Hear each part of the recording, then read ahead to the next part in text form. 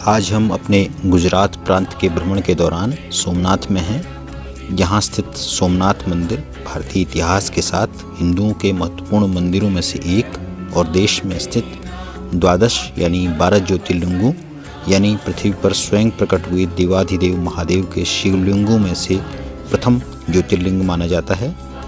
गुजरात के सौराष्ट्र क्षेत्र के वेरावल बंदरगाह में स्थित सोमनाथ मंदिर के बारे में ऋग्वेद में लिखा गया है कि इसका निर्माण स्वयं चंद्रदेव ने किया था। इसके अलावा सोमनाथ का यह मंदिर हिंदू धर्म के उत्थान व पतन के इतिहास का प्रतीक व प्रत्यक्ष गवाह भी रहा है। अत्यंत वैभवशाली होने के कारण इतिहास में कई बार यह मंदिर तोड़ा तथा पुनर्निर्मित किया गया। वर्तमान मंदिर का पुनर्निर्माण भारत की स्वतंत्रता के पश्चात लौह पुरुष सरदार वल्लभ भाई पटेल ने करवाया और 1 दिसंबर 1955 को देश के राष्ट्रपति डॉक्टर राजेंद्र प्रसाद जी ने इसे राष्ट्र को समर्पित किया। सोमनाथ में 3 नदियों हिरण, कपिला और सरस्वती का महासंगम होता है, इसलिए यहाँ इन 3 नदियों की त्रिवेणी पर स्नान का विशेष महत्व है। यह स्थान पितृगणों के श्राद्ध, नारायण बलि आदि कर्मों के लिए भी प्रसिद्ध है।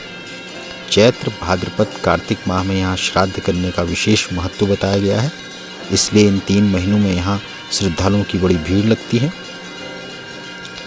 प्राचीन हिंदू ग्रंथों के अनुसार सोम अर्थात चंद्रमा ने दक्ष प्रजापति राजा की 27 कन्याओं से विवाह किया था, लेकिन वह उनमें से रोहिणी नाम की अपनी एक पत्नी को अन्य से अधिक प्यार व सम्मान देते थे।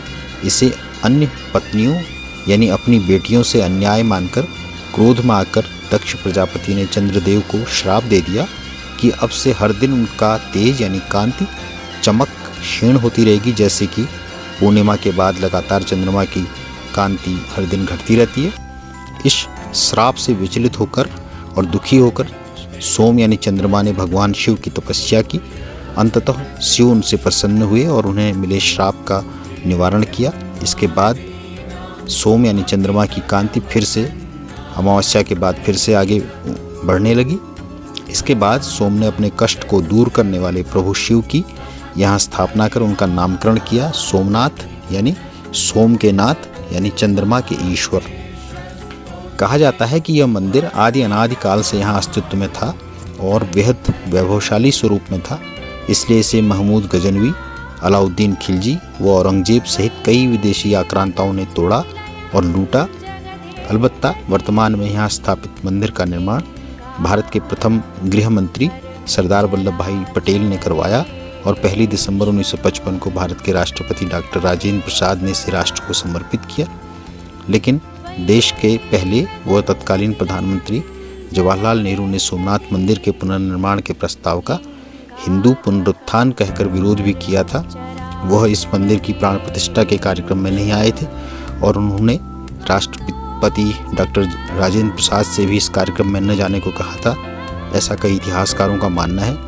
यह स्थिति आज भी अयोध्या में भगवान राम के नए मंदिर की प्राण प्रतिष्ठा के मौके पर कुछ दिखाई देती है, जिसको कहते हैं कि इतिहास एक बार अपने आप को फिर से दोहराता है या उसकी प्रतिक्रिया फिर इतिहास में कहीं न कहीं दिखाई देती है। आज हम हैं सोमनाथ में। सोमनाथ गुजरात का एक शहर जो धार्मिक रूप से काफ़ी महत्वपूर्ण प्रसिद्ध शहर है। यहाँ पर हमें एक अपने होटल के पास में एक नारियल का छोटा सा बाग है। वैसे ये बैंक्वेट हॉल की तरह से इस्तेमाल होता है। ये जगह खाली जगह है जिसमें शादी ब्याह होता है। यहाँ पेड़ों पे नारियल लगे हुए हैं। देश के पश्चिमी समुद्र किनारे नारियल के वनों के बीच स्थित सोमनाथ के मंदिर की भव्यता, सुंदरता व इसकी ऊंचाई व शैली की बात करें तो यह अपने आप में अद्वितीय व मन को मोहने वाली है। यहाँ महादेव शिव के जीवन के कुछ उल्लेखनीय दृश्यों के साथ देश के सभी ज्योतिर्लिंगों की भी एक झांकी प्रदर्शित की गई है, जिसमें नागेश्वर ज्योतिर्लिंग के गुजरात के द्वारका व आंध्र प्रदेश के साथ उत्तराखंड के अल्मोड़ा जनपद में यानी जागेश्वर में होने के साथ भीमाशंकर ज्योतिर्लिंग के नैनीताल के पास कहीं होने की बात भी लिखी गई है, जो उल्लेखनीय है। वीडियो को आखिर तक देखने के लिए धन्यवाद। कृपया वीडियो को लाइक व शेयर तथा हमारे चैनल को सब्सक्राइब भी करें और बेल आइकन को भी दबाएं ताकि हमारे वीडियो आपको सबसे पहले मिल सकें। धन्यवाद।